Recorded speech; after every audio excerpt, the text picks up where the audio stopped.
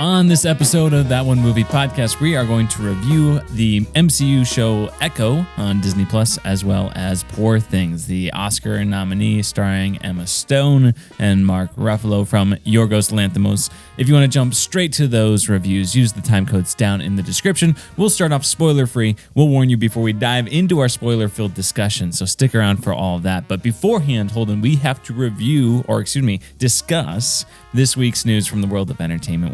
What are some of our stories this week? Yeah, so we're going to talk about the trailers for Monkey Man and Roadhouse. We're also going to be talking about the Oscar nominations, which came out this week, and also apparently another Jurassic World is being made, Jimmy. Just by insane demand. Yeah, Holden. just because everyone wants to see one. All right. As always, use the time codes to jump to any of those discussions as well, or stick around for the whole podcast. We'd love to have you be around with us. Absolutely. I'm Jimmy Uthi. I'm Holden Sutter. And it's time for Tom. Tom.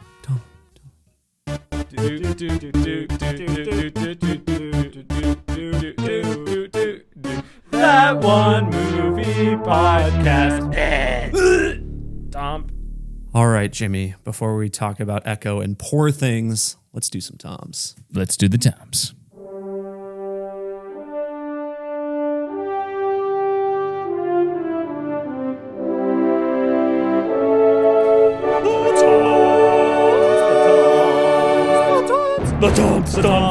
The Toms. Toms is the rapid fire segment in which we rate the news of the week in the world of entertainment on a scale of three famous Toms: Brokaw, Bombadil, and Bergeron. Brokaw's the highest, Bombadil's the lowest, and Bergeron somewhere in between. There we go, Holden. Perfect. We did it well this week. We did it so well. Very proud of us. Yes. So first off, let's talk about some trailers. For a couple trailers I wasn't really expecting. But first off, Monkey Man. This is a new film directorial debut of Dev Patel, popular actor. But it's also produced by Jordan Peele and his Monkey Paw Productions label. Yes. So, Monkey Paw making Monkey Man. yeah, indeed. No eating of bananas or throwing a poop or No. swinging from trees. No. So that part seems a little inaccurate. Yeah, from the monkey trailer. part, but no. So apparently this movie was originally going to be a Netflix movie, and then Jordan Peele saw it and thought it needed a theatrical release because he liked it so much. So then he just bought the rights to it.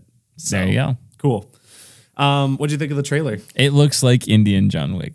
It does. Yeah. But really, I think it looks really good. Yeah. I think it looks good. I think it has enough of its own style and everything. It looks like it's going to be taking a lot of kind of Indian, I don't know if mythology is the right word for this, or this legend of the Monkey Man. Yeah. So I know that there's I don't know if this is the same monkey. So Sure.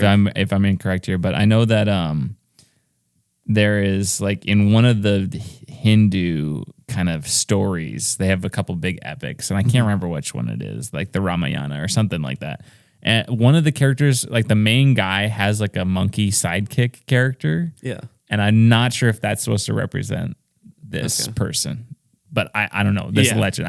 I'm not sure. I'm sure Dev we'll Patel, learn more in the movie. Dev Patel's a great actor. I really liked him in Lion, liked him in The Green Knight. He's obviously in Slumdog Millionaire, one of the most overrated movies of all time. Which, have you seen? I've never seen it. It's all right. He was in Wes Anderson's recent short films too. He's very good in those. So he's very good. It will be fun to see him beat some people up. yeah. The action looks very frenetic. It feels like, I don't know if primal's the right word in terms of the filmmaking than John Wick, which I guess maybe fits the whole monkey angle. I guess it the camera's more shaky, but it's still very clear what all's happening. There's a lot more crazy things happening. There's the bit in the trailer where he's stabbing a guy's throat with a knife in his teeth.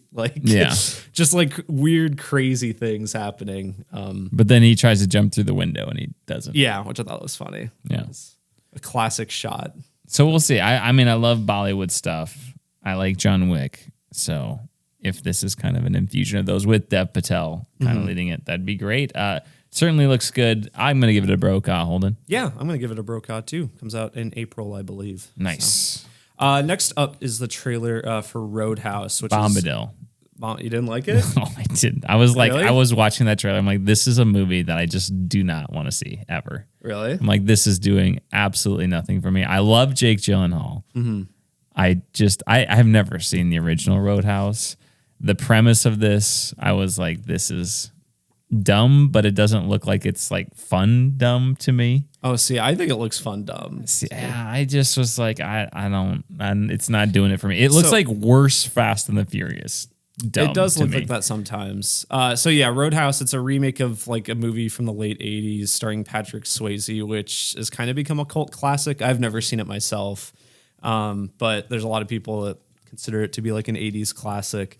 But this is a remake directed by Doug Liman, who did the Firstborn movie, but he's also done like Edge of Tomorrow and some pretty well-received movies starring Jake Gyllenhaal.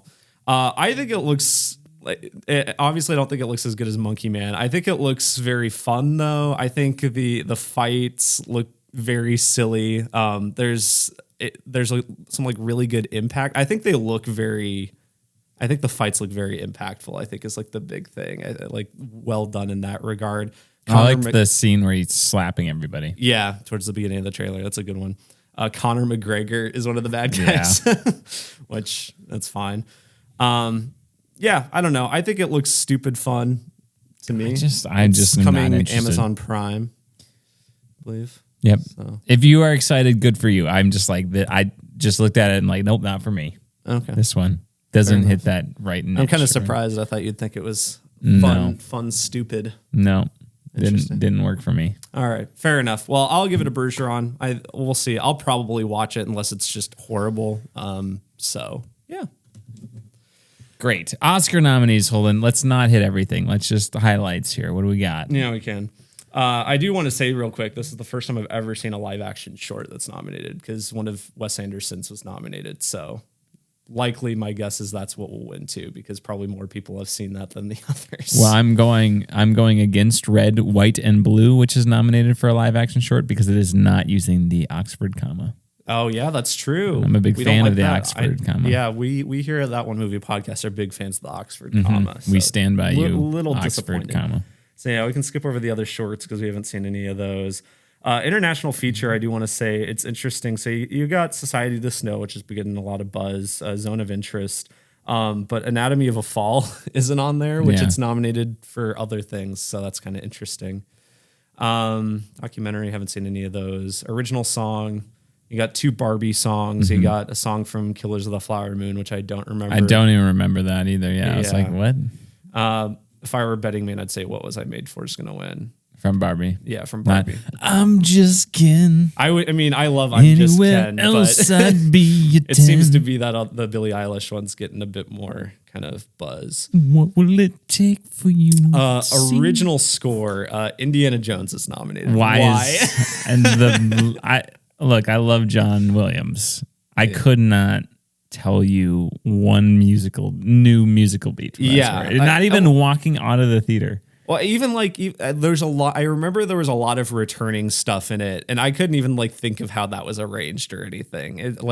All I remember is it was a lot of old musical cues and very unremarkable new stuff. I couldn't tell you anything about it. Yeah. So strange. I mean, it's like you got Spider-Verse, which I think has an incredible score. It just wasn't nominated. But I don't know. Oppenheimer, Killers of the Flower Moon. How many now is that for John Williams? I'm going to look that up. John Williams' number. He's still the most nominees. nominated person of all time. So good for him, I guess. He's just padding the numbers. Yeah. Just making it harder for anyone to reach that point. Oh my gosh. I just need a number. Keep going. Oh, okay. Keep going. This is not good radio, Holden, if you don't keep going here. Okay, fine. Visual effects. 54. Jesus. Okay. Insane. How old is that man? He has more 91. Oh my god. He's going to turn 92 in a couple weeks. Oh wow, good for him. Visual effects. We've got The Creator, Godzilla -1, Guardians of the Galaxy Volume 3, Mission Impossible, and Napoleon. Sounds about right. Yeah, good ones. I still need to see The Creator.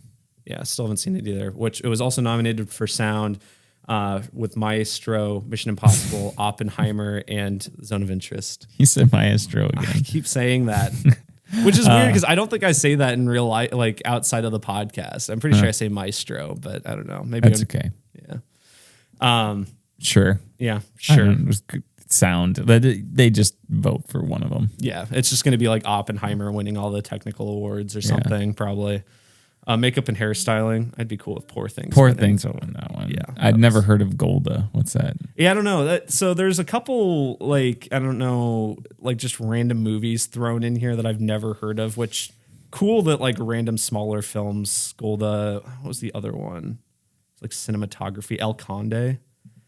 Yeah, I don't know. Cool that they're, distributing it a bit wider, but never heard of these movies. How informed do you think the Oscar voting actually is? You're going to have a handful of people that have seen a ton of movies, and then I would probably say most of them have seen like probably as informed as any democracy, right? Yeah. Like, most people don't know anything that they're doing, and they're like, "Well, I'm supposed to vote for this." Well, it's also, from what I hear. So there we go. It's also just very unclear who all's included in the nomination process and everything. Editing, you got Anatomy of a Fall, Holdovers, Killers of the Flower Moon, Oppenheimer, Poor Things. Cinematography, a bunch of those same ones.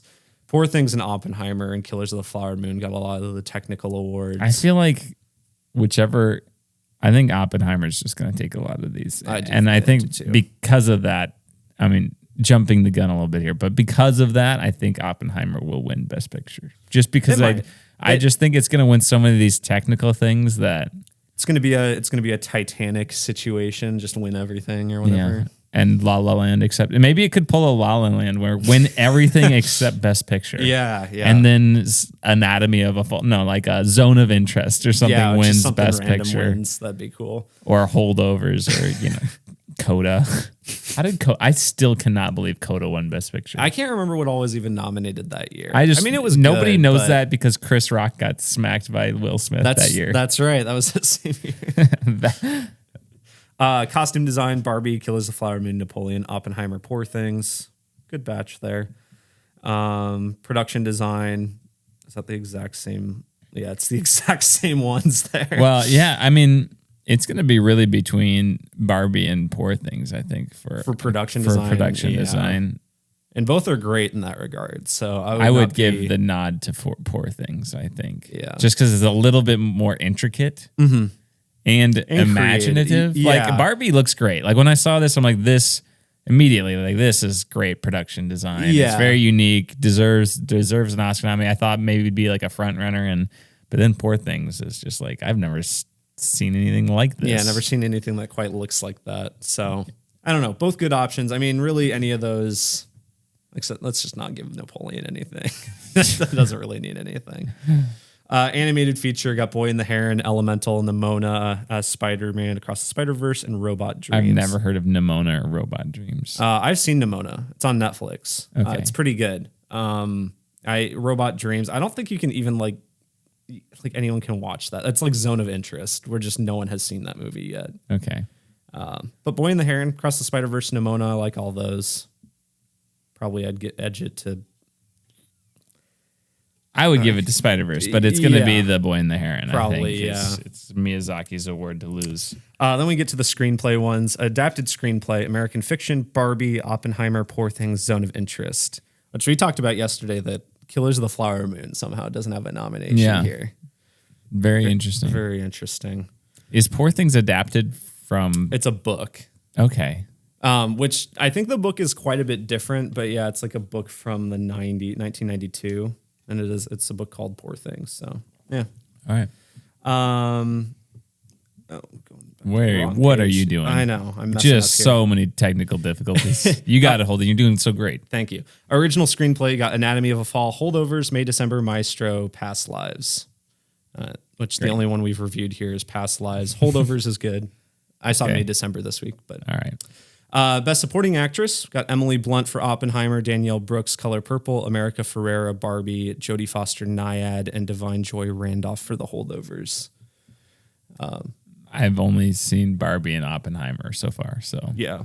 I would guess Divine Joy Randolph's going to win. She seems to have a lot of momentum for the Holdovers. Yeah. I could see that. Best Supporting Actor. You've seen most of these, though. All Sterling right. K. Brown for American Fiction, Robert De Niro for Killers of the Flower Moon, Robert Downey Jr. Oppenheimer, Ryan Gosling Barbie, and Mark Ruffalo for Poor Things. So it's gonna be Robert Downey Jr. That's what right? I would think. I would think. I mean, he was incredible. I mean, I love all 4 of the ones we've seen. I think they're all very good in their respective movies. Ryan Gosling, I don't think really has a shot. No. Robert De Niro is really good, but yeah, Robert Downey Jr. is probably going to win. Best Actress, Annette Bening for Naiad, Lily Gladstone, Killers of the Flower Moon, Sandra Huller for Anatomy of a Fall, Carey Mulligan, Maestro, and Emma Stone for Poor Things. Is Naiad the one? Is that the one where they're swimming across the Netflix one or something? It's something about swimming. I don't Something know about like anything swimming between that. like somewhere in the Caribbean. Like I'm going to swim from Florida to Cuba or something like that, or Jamaica or something like that. I think is the premise. Yeah, it's got a couple acting noms, but I think that's all it's gotten. So I don't really know much beyond that. And Reese Ifans is in it too. Oh, really? Yeah. Okay. I think I just like stumbled upon it on Netflix. I'm like, oh, there's Otto Hightower. Lily Gladstone would be my guess Yes. for who's going to win. And she is incredible. Emma Stone was also incredible. So if either one, I wouldn't be upset. But Lily Gladstone, I think, is probably going to win. I think Lily Gladstone's going to win. I think she didn't do as much in her movie as Emma Stone did, though. Like, if I was to, I think my prediction is Lily Gladstone's going to win. But of the two, I'd probably say Emma Stone is like I haven't seen a performance like that. Yeah, so it's like she's kind of pioneering this own thing that I haven't seen before, and she knocked it out of the park. It's very different. I do kind of want to rewatch this movie, even though it's 3.5 hours long. Killers of the Flower Moon. So I don't know. We'll see. That's our guess, though. Lily Gladstone. I just remember her being very good, but not like she's in it, but not Leonardo. It's more Leonardo DiCaprio and Robert De Niro. Yeah, they're in it more than probably her. Yeah. Whereas Emma Stone is in every scene pretty much. Best Actor, we have Bradley Cooper for Maestro, Coleman Domingo for Rustin, Paul Giamatti, The Holdovers, Cillian Murphy, Oppenheimer, and Jeffrey Wright for American Fiction. I would say it's going to be between. I would think Cillian Murphy's got the advantage here, right? He's got to be the front runner. I think it's between him and Paul Giamatti, which both are very good. I would probably choose Cillian Murphy if I had a choice, but Paul Giamatti's another one that's been getting a lot of buzz, so kind of hard to tell there. And then we have Best Director, Jonathan Glazer for Zone of Interest, Yorgos Lanthimos, Poor Things, Christopher Nolan, Oppenheimer, Martin Scorsese, Killers of the Flower Moon, and Justin Triet for An Anatomy of a Fall. I think Nolan's finally going to win one. Although, Yorgos, could he come up with a little dark horse? Yeah. Yorgos Lanthimos? I can't remember if he won for The Favorite or not. So I can't remember if this would be his first. I got my computer free. Hold on. I'll look it up. Yorgos Lanthimos. Martin Scorsese, even though he was great for Killers of the Flower Moon, has he? Holy wait, he's only won like one Oscar, right? It's something weird like that he's only won one Oscar. But yeah, I would guess probably Christopher Nolan or Yorgos. He won an Oscar for, I'm guessing I don't know, 10 nominations, 1 win. So I don't know what it won. So let me look it up. Okay. Wait, did it win Best Picture? The Favorite? Yeah. No. Oh, okay. For some reason, I was thinking it did. Yeah, maybe it won Screenplay then. Then we've got Best Picture nominations here. So we've got 10, American Fiction, Anatomy of a Fall, Barbie, The Holdovers, Killers of the Flower Moon, Maestro, Oppenheimer, Past Lives, Poor Things, and The Zone of Interest. There we go. And we're going to review all of those by the time the Oscars come out, hopefully. And we got Poor Things this week. So the only ones we've got left are Maestro, Holdovers, Anatomy of a Fall, and Zone of Interest, which I think we're now going to have ways to watch all of these because Zone of Interest is playing at the State sometime in February. Alrighty. So I think we're going to have ways to watch all these. Oh, and American Fiction, we have to watch that one too. Oh my gosh, this is the most. It is just I cannot tell what this movie won. This is horrible. What year was this? It was like 2018, right? I think. So 2019 Academy Awards is what I need to look up? Yeah, probably. Gee whiz. What was that Wikipedia? It was just a paragraph. You could not jumbled words. Tell what was happening. While you're figuring that out, though. No, the Green Book beat The Favorite for Best Picture. That's right. Yeah, that was the Green Book here. Olivia Colman won Best Actress. Okay, so he has not won. Okay. Then, so yeah, right? It looks like no. Best Director went to Gee whiz, what? Alfonso Cuarón for Roma. There you go. Alfonso Cuarón. Overall, I think it's a pretty strong lineup. I mean, we haven't seen some of these movies, but I've heard now that we've seen about half of the Best Picture. Yeah, I've seen the holdovers too. But I mean, from what I understand, seems to be a pretty strong lineup. Not incredibly clear. Like Oppenheimer, I think could get everything, but I think it very potentially could be spread out a bit more than that. So hard to tell. I think Oppenheimer, can it get the momentum going? Can Christopher Nolan? Can people? I feel like it's going to be like, okay, Christopher Nolan, here you can have all your Oscars. Now we don't have to deal with this. We don't have to.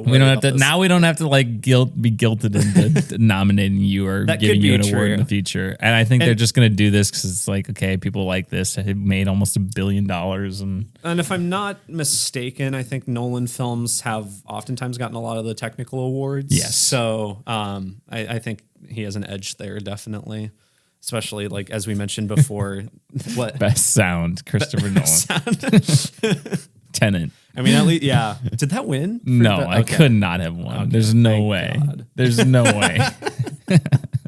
At least Oppenheimer was mixed a lot better than Tenet. So, yeah, I don't know. I'm sure Dunkirk did though. Yeah, it might have. I didn't mind. So I know some people said Dunkirk was like way too loud. I didn't mind Dunkirk in that regard too much, but. I'll give the noms a Brokaw. I think it's a good lineup. Yeah, so I mean, sure, Brokaw. I feel like what I've seen, they mostly got it right. I was a little surprised Greta Gerwig wasn't nominated for Best Director. Mm-hmm. But I mean, I haven't seen Zone of Interest or Anatomy of Fall, which I've heard both are quite good. Mm-hmm. So yeah, I was just a little bit surprised. And what's the name of the director from Past Lives as well? Celine Song. Celine Song. Yeah. So, I mean, lots of really good direction this year. I think it's very stacked because of the ones I've seen. Obviously, Martin Scorsese, Christopher Nolan, and Yorgos Lanthimos, I think are all incredibly deserving of their nominations. Yeah, so I'd agree. And then, and what I've heard, Jonathan Glazer and Justine Triet. I don't know how to pronounce. However you say her name. All right. Heard great things about it. So I'm excited to see those. Overall, yeah, Brokaw. And when are the Academy Awards this year? It's like the 10th or something of March. 2020, not 29, 24. 20. Oh my gosh. Can't even type. Academy Awards date. Here we go. We got March 10th. Yeah, I was right. All right. So we got a little over a month to finish up on these movies. That's a Sunday, right? Usually it's a Sunday night. So, yeah. Guys, I gotta get to bed. Academy Awards. You got work the next day. You got school to go to. This we get a little more than a month. So there we go. Catch on up with us. We'll have all our reviews of the Best Picture nominees in by that day, hopefully. Yes. Awesome. All right. So on to other news, Jimmy. DC has been deciding its new Supergirl. It's down between two front runners, and I wanted to bring this up because Millie Alcock is one of the. Oh wow! I hope she gets it. She was in House of the Dragon. She played what's her name? What's that character's name? Rhaenyra Targaryen. Rhaenyra Targaryen, the young version from the first half of the season. And the other one is Meg Donnelly, who is the star of Disney Channel's original film Zombies, which I have seen all three of. Oh wow! I don't know anything about her. She's good. She loses to Millie Alcock. She also has apparently been playing Supergirl in some of the recent DC animated stuff. But yeah, Millie Alcock. I mean, if she gets this, great. House of the Dragon seems to be giving her more opportunities. She was great. She was so good. So. They should have just put old makeup on her. Yeah, honestly, that would have been pretty funny. No offense to Emma Darcy, she was good too. Yeah, but I think. Millie Alcock was incredible. She was really good. Yeah, I liked her a lot. So, I'll give it a Brokaw.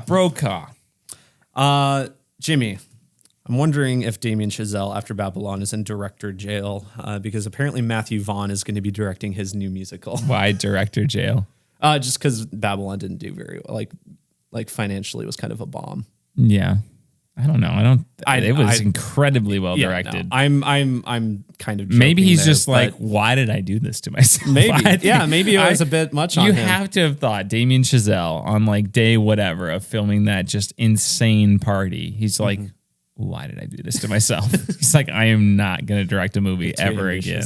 Yeah, and who knows? I mean, he did writing of other movies before he started directing, so it could just be one of those again. But what other movies did he write? He did 10 Cloverfield Lane. He wrote 10 Cloverfield Lane? Yeah, or co-wrote it or something. It's like weird. Yeah, Damien Chazelle like has a bunch of like weird writing credits. No. Yeah, 100%. Check the... No, we've been doing so much off-the-cuff research in this episode. Hold on. Yeah, there he is.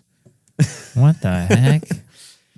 It's funny because last week we also brought up 10 Cloverfield Lane as like no way. I need to rewatch that movie. He wrote The Last Exorcism Part 2. Grand Piano, Guy and Madeline on a Park Bench. Which he also directed. That was like his first movie. Is that not a seen that movie. full-length movie? I've never heard of that movie. Yeah, I think I think it is, but it might have been like a student thing. Yeah, I don't know. Regardless, yeah, just a few random movies strewn in there. Anyway, this one, it's a musical. It's going to be directed by Matthew Vaughn, director of the upcoming Argyle. Yeah, and the Kingsman movies. all the movies. Yeah. Yes. Interesting choice. I wonder if it'll have Matthew Vaughn's style. Which honestly, Matthew Vaughn, I think, has a pretty good visual style. And I think he writes a lot of his movies too. But if Damien Chazelle's writing, honestly, that might not be too bad of a pairing. No, I just wish he would also direct it. Yeah, I agree because I love all of his. It has to be like, I need a break. Yeah, that very well could be. Did Babylon and that just tired him out for the next several years. That was the one thing watching Babylon. I think if you listen to our review, I was like, this had to be just awful to make this movie because it's just so big in scale and there's so much going on and so much to keep track of. And I just feel so bad for him because it's a very good movie for a lot of it. Yeah. And it just bombed and critics trashed it or thought it was like, okay, middling reviews.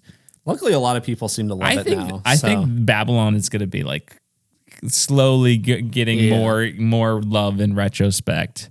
Good. But yeah, because I mean, Whiplash, incredible writing and directing. La La Land, incredible writing and directing. First Man, incredible writing and directing. And I would say Babylon is also in that. Yeah. Minus maybe the ending. But so it's like the dude is amazingly talented.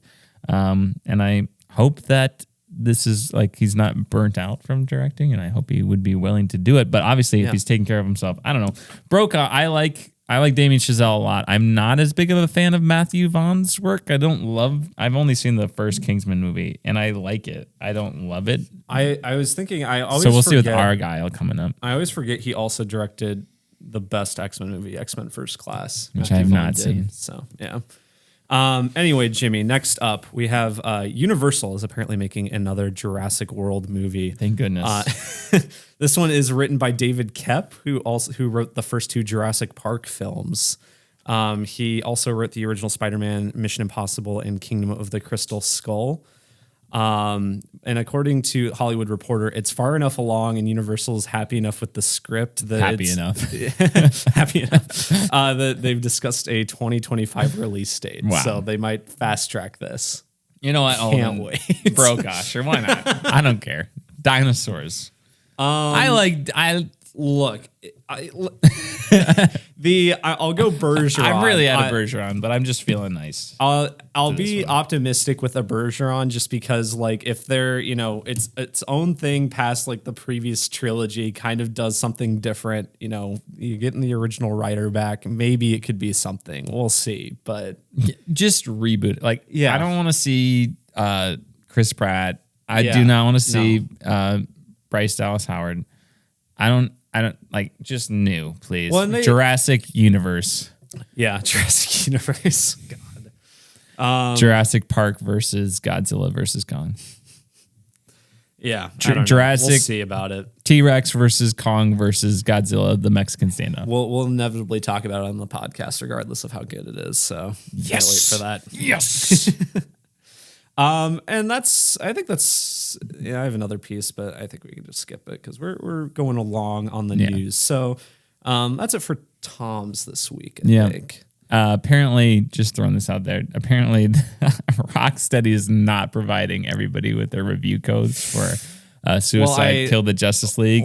Before the reviews, you can buy the game, like the reviews won't be out. Yeah, which classic tactic, which or release date, I should say, not a pre-orders, but release date. Used for movies too, which is oftentimes just used because they know the reviews aren't going to be glowing. But I mean, I saw, what was it, a few weeks ago, they did there was like a hands-on preview or whatever. But even movies, like you have to do it like the day of at least, right? Yeah, usually reviews will come out like the day of or something, which it is harder for games because they take longer to complete and everything. But there was the hands-on preview a few weeks ago, and usually hands-on previews press is usually pretty positive, and just everyone was like, I do not like this game. So oof. Yeah. Yikes. Rocksteady, rest in peace. All right. Yeah, we'll miss you. TOMPeyes this week. There is none because it was closed. We could not. We parked. We went to enter and it was locked. So we were recording this on Sunday like we often do, but we went to the movie last night. We don't usually go Saturdays. For some reason, dinner time on a Saturday, the lobby at the Popeyes is closed. Didn't really understand that, but whatever. So yeah, we went across the street, went to Slim Chickens. Very good. As always. I think Slim's is not as interesting to talk about because it's always just a quality experience. Don't have anything to complain about. I will mention briefly, my parents had a TOMPeyes experience, and they were texting me play by play as it was happening. They were talking about employees getting in a big fight. There was lemonade that was spilled behind them just all over the floor. They waited like 30 plus minutes for the food, and employees several times kept asking them what they ordered. I was like, this just sounds like a greatest hits. I was going to say, pretty par for the course. You with the free space, that's a bingo, I think. But yeah, it was very funny. Anyway, that's it for TOMPeyes and Tom. So Popeyes, please sponsor the podcast. Yes, please. All right, let's talk about Echo. This will be a spoiler review. Just spoiler review. It's a TV show. So spoiler review of Echo on Disney Plus. Not spoiler review. It's pretty good. Yeah.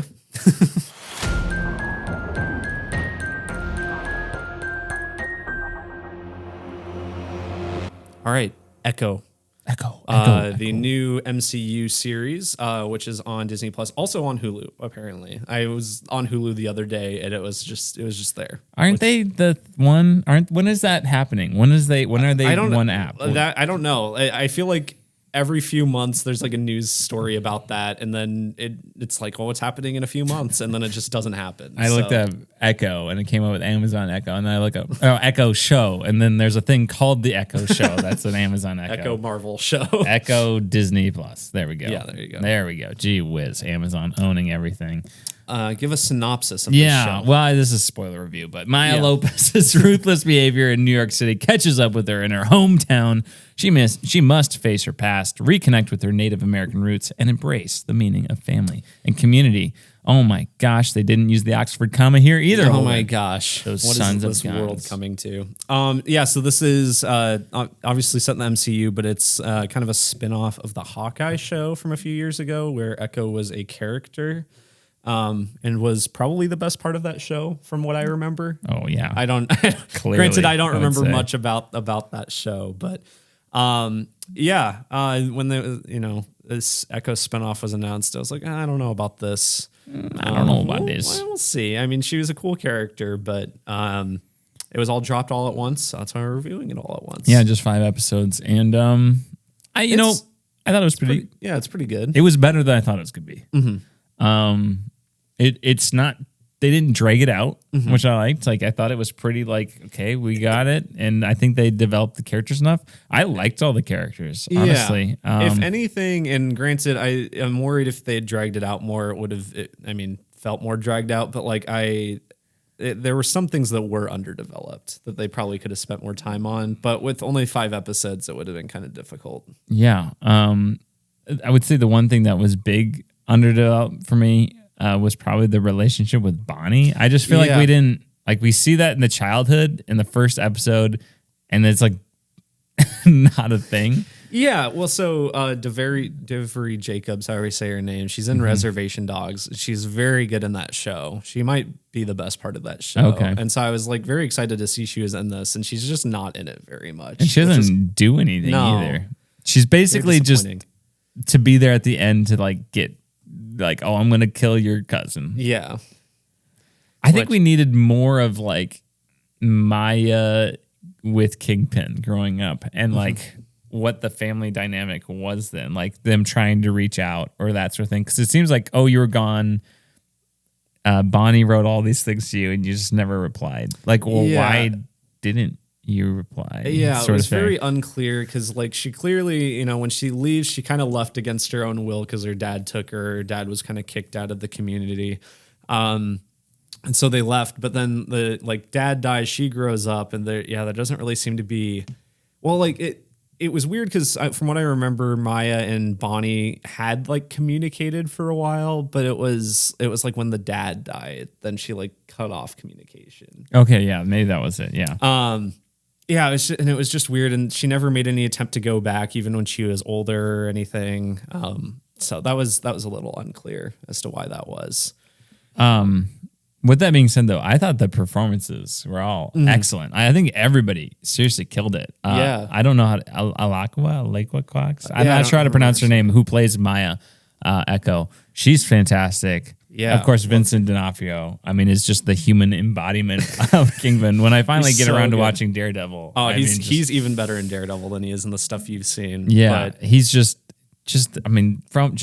jumps off the comic book page. Like he is Kingpin. Like he can't play anything else in anything because he's just Kingpin at this point. He's so good, and there's so many like fun things that are kind of added to his character in this, which I think like he portrays himself as caring so much for Maya and everything, but like there's like direct comparisons in this where like he's willing to learn other languages to make himself go farther in the criminal underworld, but he's not willing to learn sign language for this person he claims to care about so much. I thought that was a very interesting like piece of writing that like, they even like name it later on, like Maya's like, you didn't even learn sign language, but I thought like it was just a nice subtle demonstration of like, oh yeah, I care about you, but I'm not actually going to learn this thing. So how much do you actually care about me? Sort of feel. Yeah. So he's fantastic. He's great. Very I saw an interview with him recently where he's like, yeah, I'm willing to just play this character until I die. So good for him. Nice. Yeah. He just fits the role like a glove. Again, I'm going to butcher name. It's my turn to butcher all the names. Chask Spencer, is that how you say his name? Chask. I don't know exactly, but he plays Uncle Henry. He was terrific. He was awesome. I was like, this guy needs to be in more stuff. Yeah, he was like the standout of like the cast. I wasn't familiar with the supporting stuff. He is so good. I'm like, his voice kind of reminded me of Joel from The Last of Us a little bit. Like, well, we got to get this done now. I can't do it, but I was like, this guy just needs to be in more stuff. He's got very good screen presence. Terrific. Yeah. He was so good. And then Tantu Cardinal was fantastic, as well as Chula the grandma.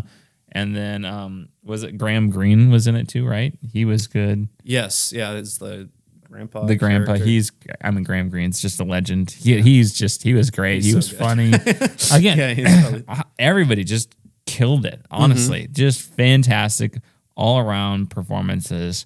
I honestly think that was the strongest part of the show, was just straight up the acting. Yeah. Which absolutely. I think they did very, very, very well done. And apparently, like, all the actors, if they didn't know it already, they all learned some sign language. From what I understand, Alakwa Cox, however you say her name, she said in an interview that like the entire like cast and crew learned like basic ASL to communicate with her. Wow. And streamline the process and everything. So that's pretty cool. The guy who they don't have him on the straight up cast list right here on Google. I can't find, but the guy who played Biscuits too is good. Cody Lightning. Oh, that's a sweet name. Cody Lightning, who played Biscuits. he was fantastic too. Like he was great. I'm like, I need more of this guy. So good.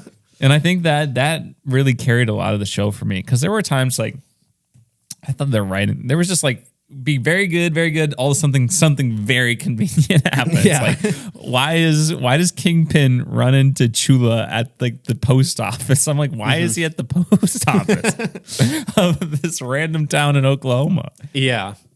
Oh, better go mail something. Yeah, there were some big leaps in the show that didn't really make the most sense, which I think is, once again, if they had made many more episodes than this, it probably would have felt more dragged out. But I think they also could have used some of that time to just make things more logical. But yeah, it was like, like show him having to do something like, oh, I need to go send a letter. I need to like interrogate this person for something at here, just something. Yeah. It's just like, oh, here's Kingpin at the post office. And there were a couple times, watching it throughout the show, that came up to me. I'm like, really not a huge thing to change, right? It's just a quick little fix of why a character goes here, or why exactly they're doing this thing, or why this person shows up to this location. That just isn't in there. So maybe it did exist and they edited it out because they didn't think it was necessary. Who knows? But yeah, no, I think really overall pretty good. Like we talked about it a little bit off camera, but the action, the first action scene in the first episode is the standout. And then there's just nothing. Nothing really like it the rest of the show. I think it's the third episode has the bit at the roller rink, which I think is pretty good. It's just like not on the level of the first episode. That first episode has kind of a fake oneer going for several minutes, I'd say. Yeah. And that's when you get the little Daredevil cameo, and which was always fun to see. I've never had someone hold their own against him. Yeah. I can't do a Vincent D'Onofrio. Not happening yet. But it was a fantastic sequence. I even saw a little behind the scenes thing on YouTube because before coming here, I was like, I want to rewatch that scene. And the first thing I clicked on from Marvel, it was like Echo versus Daredevil or something, but it was more of a behind the scenes thing. It was pretty interesting to see kind of their training and everything. But yeah, it was great. It was great. Yeah.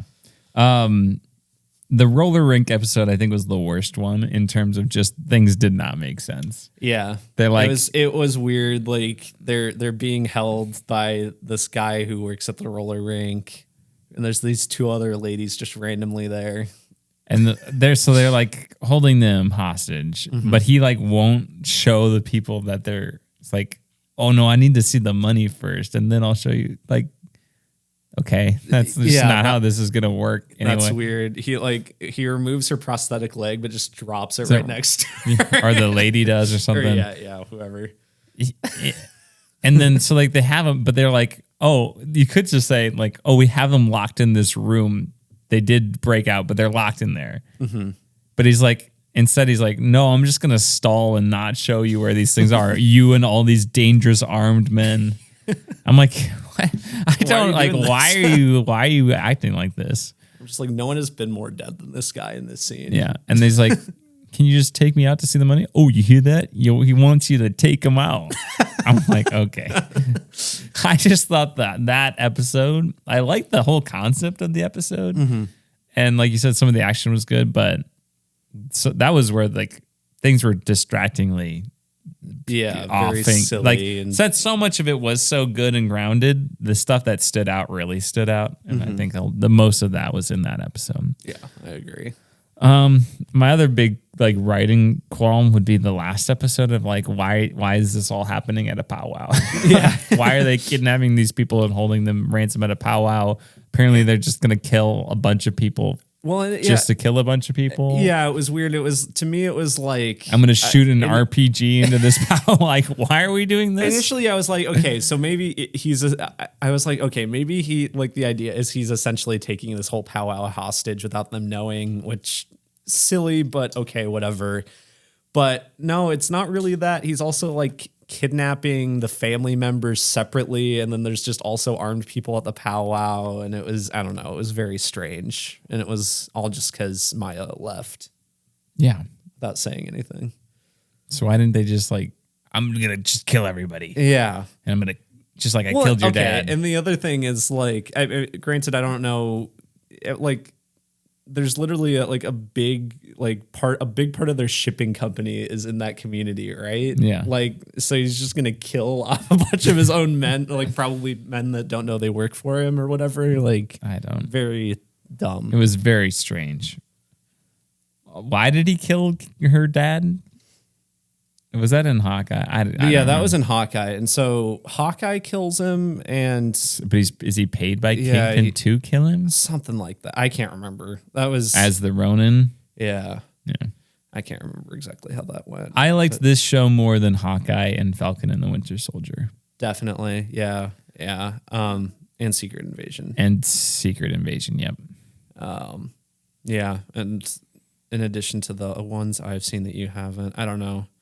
Yeah, it's probably like mid-tier. I think there are just a lot of good things in it. I mentioned to you, I think last week on the podcast that like, for me, I think the last episode is the weakest one personally because it's the shortest, which is kind of weird. It all happens very quickly. Yeah, it's a very quick episode. They all just they all get the ancestor powers and just it just felt very kind of cheap. I guess that's something I wanted to bring up. So I think it's interesting how they bring in like Choctaw like folklore into the show. I thought that was kind of interesting, and she starts to get powers through that. And I loved the little flashbacks of the first 3 episodes. I think it is. Yeah, I thought that stuff was really cool. But yeah, then like she just is able to give her powers to her family members, which they're part of the same family, but it was kind of silly. And then they just know what to do. I don't know. I don't know if she really needed to have supernatural powers or something. Like she didn't. I mean, like she doesn't need to. I think the reason why she does is because she does in the comics. Okay. Like, and I think that was something big when Hawkeye came out. It was like, yeah, it's cool she's here, but she doesn't have her powers. And I don't know if these are exactly her powers, but yeah, I think that's the reason why she got him ultimately. Vague, strong strength. Yeah, like ultimately it's kind of plot convenience powers is literally what it is. Like she's able to summon her ancestral powers to just kind of help out with whatever situation. Yeah. Vague. She kind of Mr. Negatives the Kingpin at the end. Yeah. I mean, I thought that was kind of cool. I just thought it was cheesy that she gave it to Bonnie and Chula. Mm-hmm. I was like, I didn't need that. No. And then Chula starts karate chopping people. Oh, yeah. I'm and like, then it's sad seems because a little it's weird. also like just the worst action sequence of the show, too. Yeah. Like it just progressively got worse in that regard over the course of the show. So. And also, why don't they just shoot them? Yeah, that's what I was thinking, too. You punch this guy over here, but literally there's like 6 people on each person. They all have guns. It's just one of those things. It's like, okay. At first I was like, how did Biscuits get a monster truck? But then I remembered he like went to that one junkyard. And like, I was like, okay, that makes sense. I was waiting for, what's the dog's name? Like Johnny Boy or something. The dog he was always. Oh, yeah, that's right. I was waiting. I thought the dog was going to do something. Yeah, unfortunate. Yeah. I was like, they better not kill this dog. I saw there's some like disagreement online I was seeing about like some people appreciate it, some people didn't. That like the first half of that first episode at least is like essentially just a big flashback. Like, and a lot of it is recapping what happens in Hawkeye.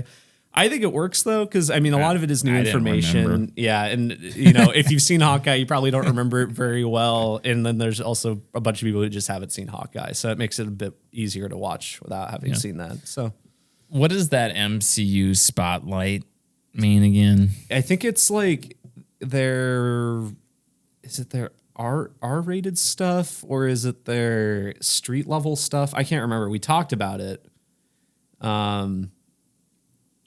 I don't know.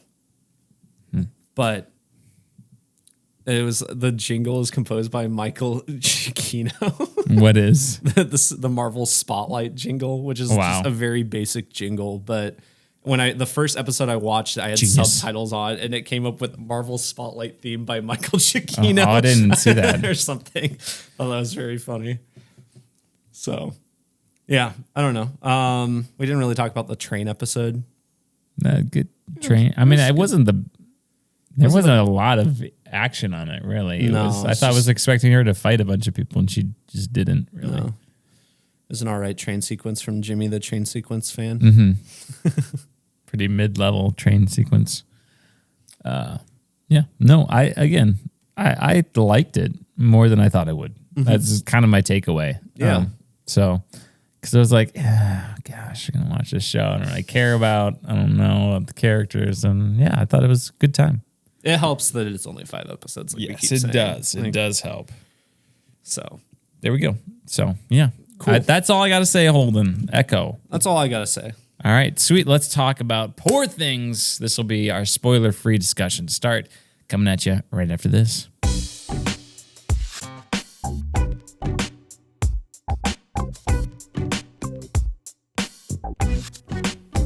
All right, Poor Things. Oh yeah, Holden. I'm pulling up the synopsis. Directed by Yorgos Lanthimos. Based off of the 1992 novel by Alistair Gray. Oh, that's a good name. Yeah. Alistair Gray. Brought back to life by an unorthodox scientist. A young woman runs off with a lawyer on a whirlwind adventure across the continents. Free from the prejudices of her time, she grows steadfast in her purpose to stand for equality and liberation. Holden, Poor Things. We saw this movie last night at the theater. Pretty good show up. Yeah, it was. Turnout. We got like the last group of seats in the very back in the back section. Holden's hair was in the projector. Yeah, just covering up the bottom of the screen. No, that's just making that up. This is like I said, directed by Yorgos Lanthimos. Got 11 Oscar nominations, I believe, second only behind Oppenheimer in terms of number of nominations. And I think this movie is really good. It's one of my favorite movies of the year, I think. And that's even with my indigestion problems I had that I mentioned earlier. I without getting into details. You mentioned it to me. You didn't mention it to them. To you. But without getting into details, for like the whole second third of this movie, I was thinking I was going to have to go to the bathroom, and I was like, I can't. I'm going to be gone a while. I don't want to miss this movie. It eventually went away, but my stomach was hurting. So you've been dealing with a lot of crap lately, in more ways than one. I really like this movie too. I particularly like the first 2/3 of this movie. I think the last third of this movie is the least interesting to me. And it's a 2 hour and 20-minute movie. So by the end of this, I was like, okay, I'm ready. I'm ready for this to be done now. So like, I think I was very, very high on it, and it was a little bit dampened by that last third. Not that the last third's bad by any means. It's still very solid. It's just like I really, really liked the first 2/3. Yeah. And it wasn't to that same level to me, which, is a little bit of a bummer. But again, this movie was fantastic in so many different ways. It's hilarious. It is very funny. It is really funny. And it's funny in a lot of very creative and very obtuse ways, I'd say. Like it has a lot of like crude jokes in it, which I think is not like a strange thing necessarily for his movies, but it also has just like really well written jokes too. It's got a good mix, and I think they all pretty much land. They're very creative, crude jokes. Yeah. It's like some of them are just kind of highly offensive, but they're so innocently said or done. Like, there's either people being completely ignorant in the movie, or just things of the time that people would say that just in a modern audience would make you offended, or like, exactly, you can't say that or do that. And it's like, because it's like, you have this Emma Stone's character, Bella Baxter, is this kind of, the sort of Frankenstein's monster kind of figuring out the world's thing. Yeah. And just the fish out of water situation there where you just like, they don't know what she doesn't know what right from wrong is. So I was like, she's just doing what seems like you would do because of this. That especially in like the first third, there's a lot of really good comedy where she essentially has like the brain of a child, or like even like a baby.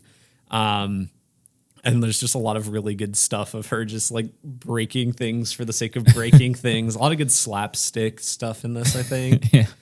Very, very funny stuff. Yeah. But a lot of the dialogue is very funnily written. Yeah.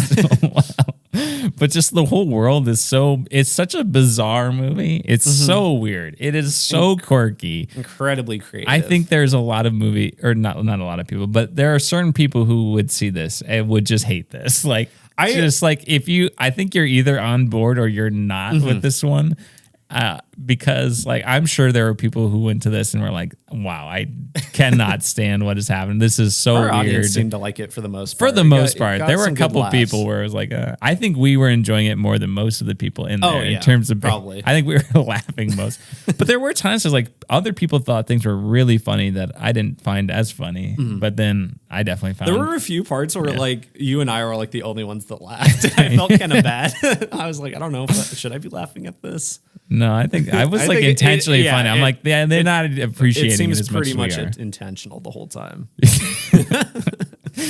But yeah, no, I think it's really well edited too. The score is just equally as bizarre and funky and just dissonant. It just sounds bad on purpose at different times. I want to double check this real quick. I want to say this is like his first movie he's ever composed. Okay. I think Jerskin Fendrix. Yeah, it looks like it might be. Yeah, incredibly it's just creative. So weird. So we can get into this maybe a bit more in detail and spoilers, but I think something that's really interesting about the score is it like evolves over the course of the movie, I think, alongside the character. Like it starts out a lot weirder, especially in the first third or so, and it becomes a bit more normal as it goes on, kind of following the growth of the character and everything. But it's still well done the whole time. I think it's a great score. Yeah, but yeah, the whole world too. This Victorian era world is just. It's like the world, but it's like a steampunk, but then it's like with the Wes Anderson-esque twist. Yeah. Color palette wise, it reminds me a lot of like Wes Anderson in that it's very colorful, but also like kind of desaturated at the same time. Yeah. Like it's I guess like maybe pastel colors. A lot of pastel. The best way to put it. But yeah, it's gorgeous film. Yeah. So weird. So weird. So I'm like, I wouldn't, it's like, my parents or my in-laws, I'm like, I don't know if I would recommend this movie to them. It's also very sexual, highly sexual. Yeah. So that would be my warning to you going into this, that there's a lot of nudity and there's a lot of activity going on that is just very explicit. So if that would not be something you would be okay seeing while you're watching the movie, that maybe not for you, this one. Yeah. But yes, very funny, very odd. We haven't talked about performances. I was going to say incredibly well acted by Emma Stone. Yeah. Mark Ruffalo is the other big standout. Willem Dafoe. Yeah, I think Willem Dafoe is honestly like snubbed from supporting actor for this. I think he was so good. He was very good. He was in the movie more than I thought he was going to be as well. I thought he would have a very minor role, but he was pretty integral. Some of his lines were just the funniest in the movie. Yeah, he was great. His chemistry with Emma Stone was outstanding as well. Yeah. But Emma Stone, I mean, we can get into it a bit more. It's like such a unique performance. It's like it's such a weird character that like there's never, I don't think, ever really been anything done like this before. And she just like gives it her all. She is so into this movie, and like both physically and in terms of emotion. Yeah, the way she moves, like like this just lurching around, like brain of a child and the body of a adult, sort of deal going on, and so. That part was excellent. Her voice, her inflections, like the way that evolves over the course of the movie. Yeah, she gets more world experience and everything. Because I'm sure they didn't shoot this chronologically, so she had to be very, very intentional about what she did. Mark Ruffalo is hilarious. He's so good. His reactions to different things. It's another case of, well, it's not as outlandish as Emma Stone's performance. I've never really seen him do something like this before, so that was fun. But all of that really well done. I just, there's a lot to like about this movie. And just the production design and the costuming, hair and makeup. Like, again, I think I would, if I was, Mr. Oscar handing out the Academy Awards, I would be saying production design, costume, hair and makeup. Here you go. You get to sweep those three. I agree. Cause I mean, like Willem Dafoe alone, his face and everything it's just all scarred up, so many cuts and everything. It's incredible looking. The costumes are like, I think the costumes go into like what we were saying about the production design, where it's like Victorian London, but also kind of not. It's very like the style is like familiar but different from the time period, like just a little bit, to where it's like very fantastical, I guess. It's very creative in that regard. And it's like a lot of period pieces get like awards for costuming, but this is just a little bit different from that, to where I think it deserves it. There's an originality to it. Yeah. So that Victorian era with the weird twist. Like if it was like Victorian era, but like 20% Dr. Seuss or something, like I don't know, there's something weird about it. There was so there's a part of the movie where they go to Lisbon, I think, right? Portugal. Yeah. And especially when they're looking around that city, it reminded me of like BioShock Infinite.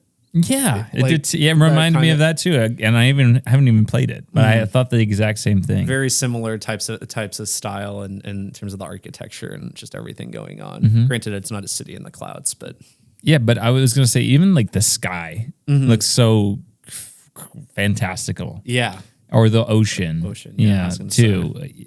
All that stuff. It's just so. It's like I have never seen anything like this movie in the year 2024. So props to Yorgos Lanthimos for doing that, and his amazing name, Yorgos Lanthimos. That's such a great name. I love that. You just feel fancy. You feel like a cinephile when you say Yorgos Lanthimos. That's true. Yeah, it's because it's a foreign name, but incredibly easy to pronounce. Yeah, like, there's no doubt looking at that name. That's how it's phonetically said. But I was telling you, like, if there was any person with a name that should be shouted by or like sung by a 5,000 person choir, it's Yorgos Lanthimos. Like, just the most cool, epic sounding name. We also haven't mentioned that the way the movie is shot is so weird too. Like, yes, a lot of extremely wide angles. Yeah, extremely wide angles. In the beginning, there's a lot of like close, like fisheye lens stuff going on. Yeah, with, like the little kind of peephole shots that they've got. There's vignetting. Vignetting is the black kind of parts around this at the edges, the corners of the screen. Yeah. And when you have a very wide angle lens, to the fisheye, way just so wide that a lot of people will then crop in because you get a lot of that vignetting, and people like, it's like, I like this lens, but you get some vignetting and that sort of thing. Yorgos Lanthimos is like, that is an asset. Yeah, it's just embracing like, it. You're literally like, you're only looking at like 20% of the screen in some of these shots because it's like 80% black vignette and then just super wide angle, and things are moving so strangely. There's a lot of really like zoom ins and outs, pans, and anything that you're probably not supposed to do with a camera. Yorgos Lanthimos just did it. It just seems like there's like no storyboarding. I'm just going to come in here and pretend like I've never used a camera before. It's almost like if Bella Baxter, Emma Stone's character, shot this movie. Honestly, it's like, here's a camera. It's like I've never been told how to use a camera before, and I'm just going to do things with it. Well, I wanted to mention that similar to the music, I feel like the way the movie is shot kind of evolves as she does as the movie goes, because you kind of lose those 20% like shots like because it feels a lot more claustrophobic maybe when she's like more angle. Trapped and is a bit younger, but as she becomes more free and everything, you get a lot more of those wide shots where there's a ton of shots where it's just like her wandering around a city and the camera's like panning around, like moving around her as she's kind of looking around, looking up at everything, or when she's on the boat and she's wandering through the halls. It's just beautiful and beautifully executed, I think. Yeah. So many great things. This movie, really one of the best movies of the year, certainly. I would have no problem if they're like tomorrow we're like, Poor Things wins Best Picture. I'd say, yeah. I don't see it winning Best Picture just because it is so odd. It is like Everything Everywhere All at Once. I think was the right level of strange for a lot of people, and I think this is just too far for a lot of people. Maybe. And I think it just wasn't as popular as Everything Everywhere. That I think in a year where such good movies have been popular, I would find it hard to believe Poor Things coming away with the win. It is, yeah, it is probably too weird for some, but I mean, and granted, this is weirder than these other examples, but you also have things like Shape of Water winning Best Picture. Yeah, but Shape of Water was not Poor Things. Well, yeah, it's not on that level, but I think there is an appetite for weird movies. Oh yeah, winning absolutely. I mean, Parasite. Yeah, Parasite. You could say Birdman to an extent. Birdman, but this is off the deep end for a lot of people. Yeah. We'll see. I am genuinely curious to see what public reaction to this is, because obviously you're gonna have the people that are think there's too much sex in movies and whatever that aren't gonna like this because there's a lot of sex in this movie. Well, this movie is movie is the critique of that exact thinking, which is the genius of it. Absolutely, but I'm just curious to see what general audiences are gonna think. I wonder. I will recommend this to my parents. I am. Well, yeah, your parents. I think my parents. I don't know if my parents would like this movie all that much. I'm curious to see what my parents think of this. Granted, I probably won't watch this with them. Yeah, I wouldn't. It's a lot of nudity. Cannot understate how much nudity and intercourse is in this movie. Yeah. It's probably going to be on Hulu because it's owned by Disney, which is kind of funny to think about. It's a Fox Searchlight movie, so it's going to be on Hulu at some point, I assume. A Searchlight Pictures movie. Great, excellent. If you are at all curious, you can stand a little weird. The whole fact that there's a lot of sexual content in it does not steer you away, then I would highly recommend this movie. I do think, and this might help with some people. I think a lot of the sex is played for comedy. Yes. So it's not just awkward or weird or anything. It adds to the humor of the film. But yeah, maybe don't watch it with your parents. Yeah, sort of thing. Really, really, really well done. Mm-hmm. And this is the first Yorgos Lanthimos movies I've seen, so I would love to check out his other work. Yeah. The Favorite, this might be the weirdest Lobster. one, although The Lobster is pretty weird, so I don't know. The Favorite, The Lobster, and what's the other one? Killing of a Sacred Deer. Killing of a Sacred Deer. There we go. I got to check those out. Yep. Anything else to say non-spoiler-wise, Holden? I don't think so, no. I loved this movie. I think score-wise, I'm leaning 9.5. I think. Wow. I won't quite go perfect because I think I don't entirely disagree with the ending feeling a bit out of place pacing wise, but I still enjoyed it overall. Even that ending, even if it was just a tad bit less. But overall, just amazing, creative, weird movie. Loved it. Yes, very good. Awesome, sweet. Then let's dive into our spoiler discussion coming at you right after this little jingle. There we go.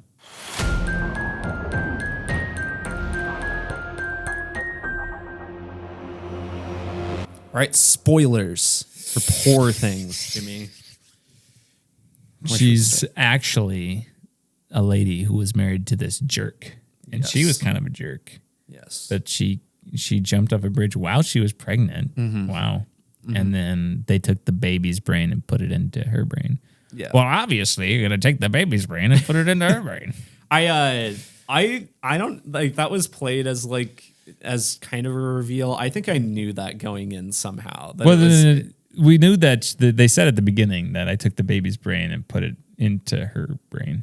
Yeah. Well, it was I feel like it was probably 30, 40 minutes into the movie, right? It was a little ways in. Something like that. I mean, it wasn't that late into the movie. No, it wasn't. But I was like, okay, I kind of know this going in, but I thought that was really interesting. Just an interesting concept, putting the fetus's brain essentially into the woman's head, and that's why she's so weird at the beginning of the movie, because she is literally the brain of a child. Mm-hmm. But I think I think that concept is so interesting because you have such then a believable naivete to this character, where essentially you have this character who's like forced to grow up really fast. And so she's learning about the world around her and everything. And so I thought that was just an interesting way to have a naive character learn all these things. Very creative.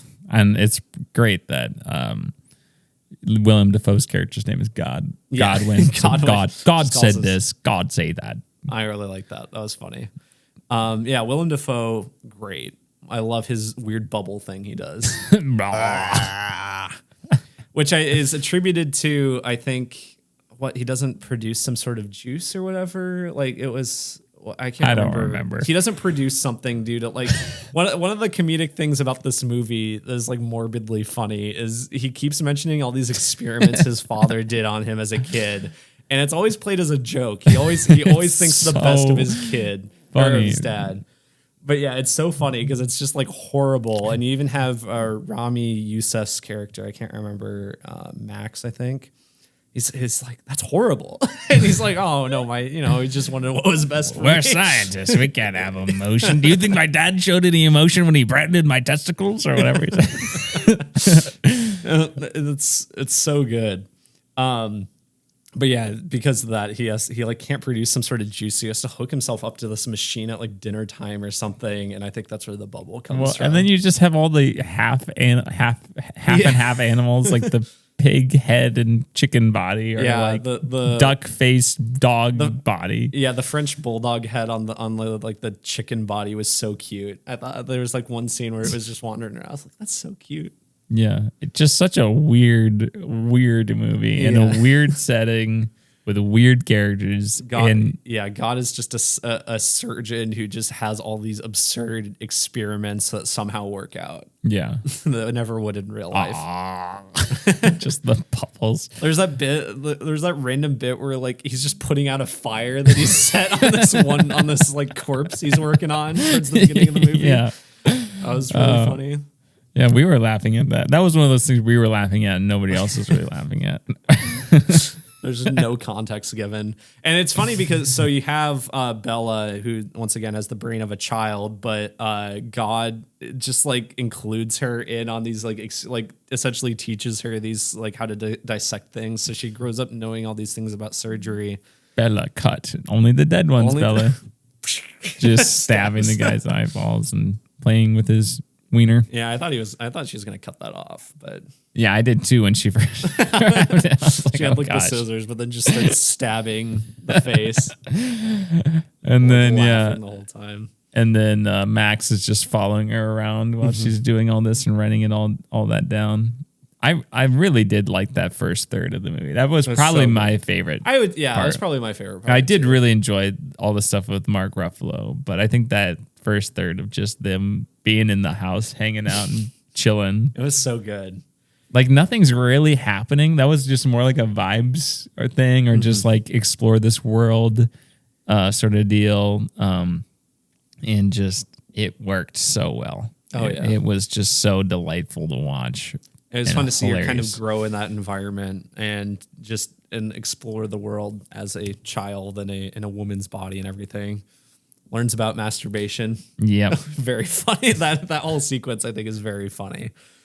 She touched me in my hairy place or whatever. Oh yeah, that's right. Gosh. Takes a cucumber. Well, she says something about a cucumber. I can't remember. It was very funny. I wonder what a cucumber would feel like. Yeah, something like that. Yeah. That was very good. You're not supposed to do that or whatever. Oh, I forgot about polite society or polite thing. Polite society or whatever. Yeah, whatever she says. Yeah, just like, why is this why not sort of deal? Like, why can't we do this? What's so bad about being a woman and having like a sex drive? You know, like, why is that inherently why can't you wrong? want to have sex all the time? Why can't you, masturbate? Why can't you, be a sex worker? Yeah, all these like, why can't I do these things? Sort of it's thing. It's just like, it's what she wants to do, so why not? So yeah, then obviously a lot of the movie is her finding out about like the manipulative dark stuff of the world too. And I love how just Mark Ruffalo is just trying to like take advantage of her just clearly, but it just keeps blowing up in his face. Well, yeah, it's an interesting, I think there's something to be said there about like certain men's infantilization of women too. Like, so you have that with Duncan, Mark Ruffalo's character, where literally he finds her attractive because he thinks he can take advantage of her. He thinks she's stupid and like can do whatever he wants. But she's just like, she's so like free spirited and is learning at such a rapid pace that she just goes off and does whatever. And the more that she becomes like well-read and more like interested, like starts learning things, he becomes less and less interested in her. But then there's also a flip side to that where when she becomes less interested into him, he wants her more. Yeah. Like, so there's an interesting dynamic there that I think is very funny.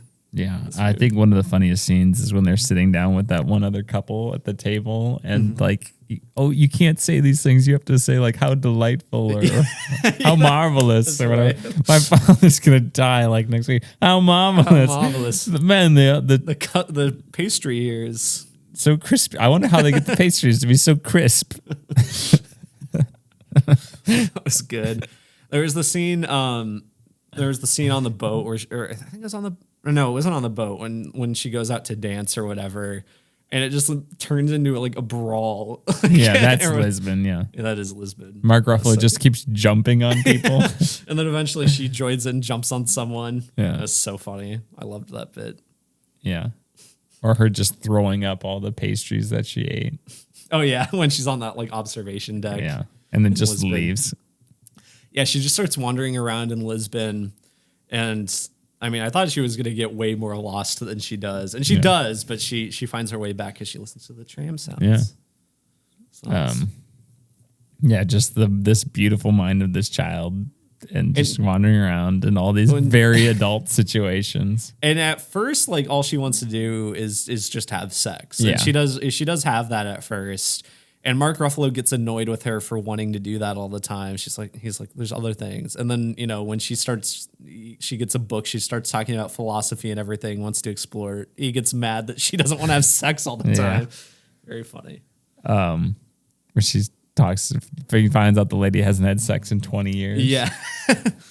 It's a great scene as well on the cruise ship. I like the little friends she made along the way, and she just gave over all of his money to these two sailors who certainly pocketed it. Yeah, that was. I thought that was fun because clearly she has good intentions. Honestly, I was kind of surprised that she didn't learn it wasn't given away or anything. I thought that would have been an interesting lesson for her, but I guess just that we as the audience see her naivety there, and we know that they didn't give it probably. Yeah, no, I again, so much of this movie, so great, so hilarious. I honestly, for me, the movie kind of hit a wall of sorts when she goes to Paris and starts to work as a prostitute. And I get like thematically it still works. It just was like it wasn't as funny or as entertaining. And the movie being 2 hours and 20 minutes, like for it to kind of wind down towards the end hurt it for me. Like, because if it could have revved up and really stuck the landing, I mean, I think I would be even more in love with this movie than I am.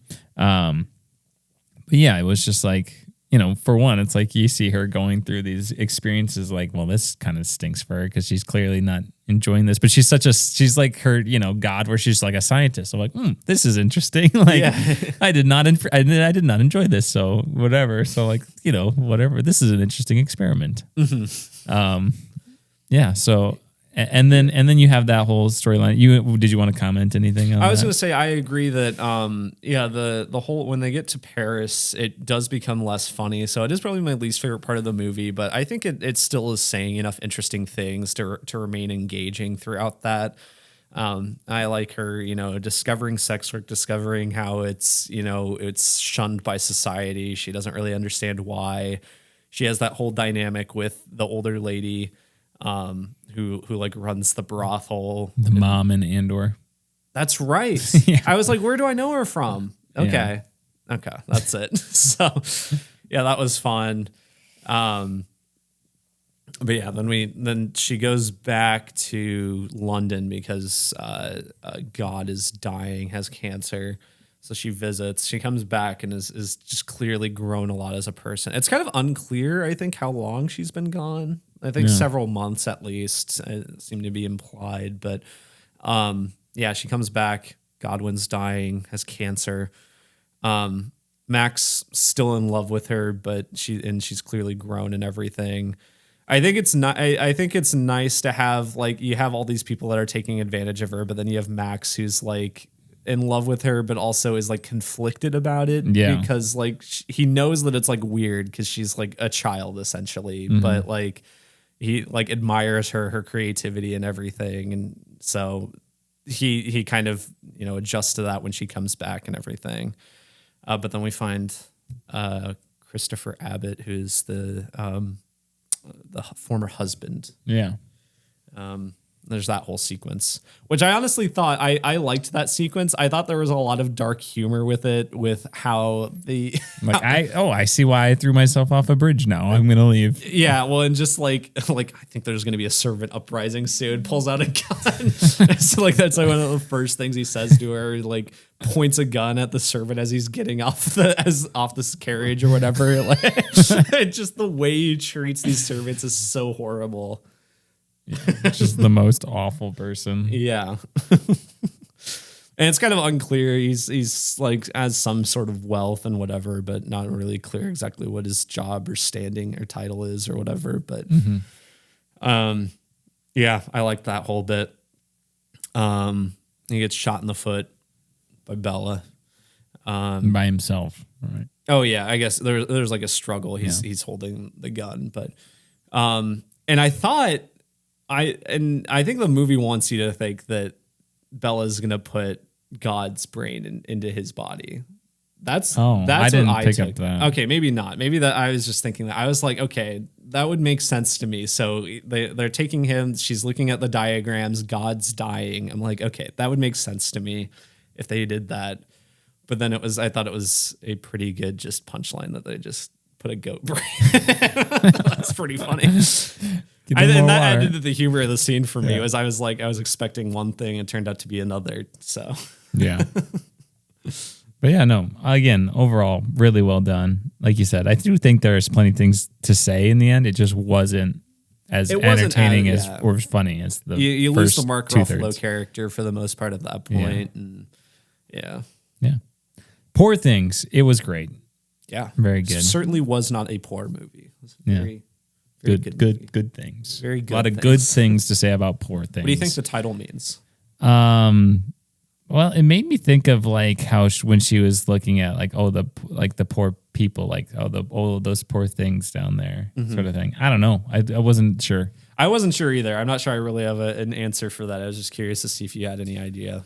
But well, actually, no, I have no idea. I'm I not think it's a going to good pretend title, but it evokes a certain feeling, but I'm not exactly sure of the deeper meaning behind it. Yeah. If you have an idea, let us know down in the comments section or email in tompodcast@gmail.com. Let us know what you thought of Poor Things or the Echo TV show that we reviewed earlier. Yeah. Otherwise, anything else to say, Holden? I don't think so. All right. Let's go to our final segment, which of course is What Are You Doing?